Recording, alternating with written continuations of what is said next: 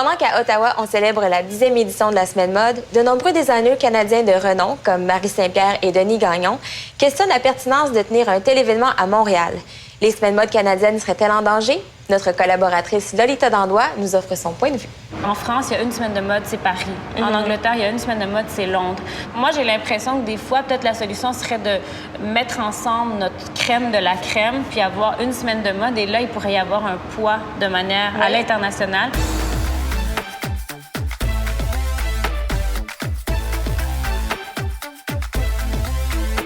Alors, l'automne, c'est une saison qui est très occupée avec les différentes semaines mode. Avant qu'on commence à parler des défis auxquels font face ces événements-là, j'aimerais ça que tu nous expliques quels sont les objectifs des semaines de mode. Il y a un grand re-questionnement, puis je te dirais que c'est pas seulement au niveau des semaines de mode canadiennes, c'est international.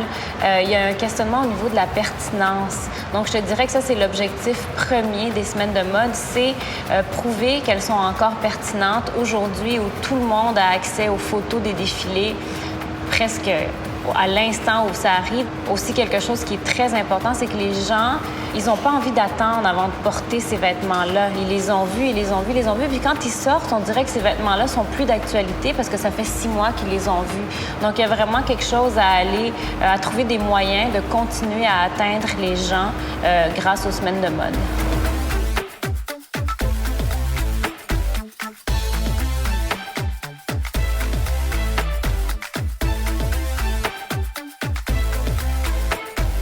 Alors là, on vient à peine de s'habituer à la fraîcheur de l'automne que les designers nous proposent des collections printemps-été pour 2014. Est-ce que tu peux nous parler des grandes lignes des prochaines tendances? C'est toujours une grosse question parce qu'il y a toujours tellement de choses, mais on sent qu'il y a une vague qui est commencée il y a quelques saisons, qui se poursuit, qui est celle du masculin-féminin.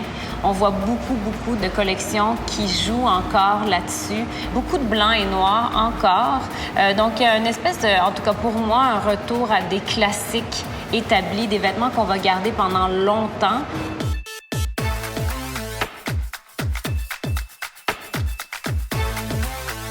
Parce qu'on est ici à la Semaine Mode d'Ottawa, est-ce que tu pourrais partager tes coups de cœur de la semaine? Oui, j'en ai eu quelques-uns. En fait, je pense que je vais commencer avec les évidents parce qu'on en parle à chaque saison, mais ils font du bon travail. Elmer présente toujours des collections qui sont magnifiques. C'est un incontournable. Oui, c'est un incontournable. Puis je pense que les gens sont contents qu'ils se déplacent jusqu'ici pour montrer ce qu'il fait. Et encore une fois, il a présenté une collection qui est digne de lui, donc qui se rapproche de la haute couture dans laquelle on sent le travail qui est mis là-dedans. Il y a aussi Andy Huan Nguyen chez YDNA qui est notre coup de cœur depuis quelques saisons. Oui. Et puis cette saison, elle nous a présenté beaucoup de cuir. Puis c'est vraiment intéressant parce qu'il y a un côté très sportif, mais dans des matières de cuir. J'ai aussi vu cette semaine Rachel Sin, qui commence à être établie depuis quelques saisons. On a vu qu'elle aime beaucoup les smokings, les tailleurs façon smoking, et qu'elle aime le color blocking, donc les blocs de couleurs. Oui. Et ça s'est continué cette saison, mais je trouve qu'elle a apporté en plus des imprimés qu'elle a intégrés à ce color blocking-là. Puis ça donne encore quelque chose de plus intéressant. Les coupes sont plus raffinées aussi. Donc j'ai l'impression qu'elle s'installe bien dans son style.